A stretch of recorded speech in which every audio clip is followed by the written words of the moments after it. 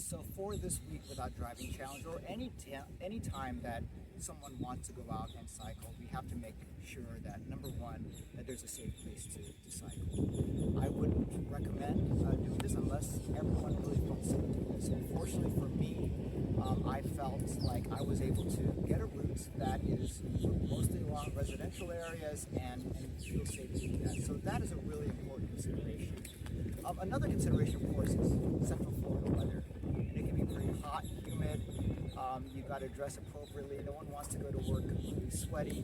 In 2021, I did buy an electric bike to help me, because that just made my commute so much easier. You didn't go to work nearly as sweaty.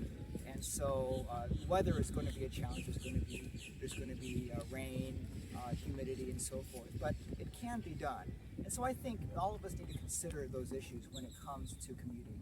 But safety, of course, is paramount. My favorite way to get to work is by bike. I enjoy the journey. It's just so fun to feel the wind against your face, especially when the conditions are good.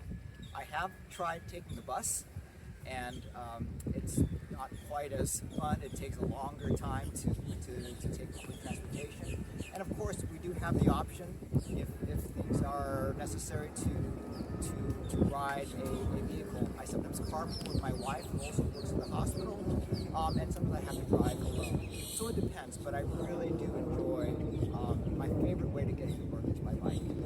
I think the Week Without Driving is just a great week to really highlight attention on the importance of being able to commute by bike or walk safely to work. This has only solidified my commitment to doing this on a regular basis, and hopefully, instead of having just a week without driving, we can have a month without driving, maybe even a year without driving. Hopefully this momentum will continue to pick up. I feel like at this time I've done a lot to commit to cycling to work as much as possible, and I'm going to continue to do that.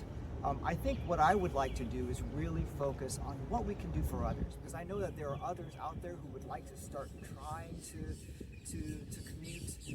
They may not feel safe, they may have some barriers, and so what I want to do is to share what I've learned and my experience, and hopefully spread it to others so that they can enjoy the benefits of commuting to work by bicycle.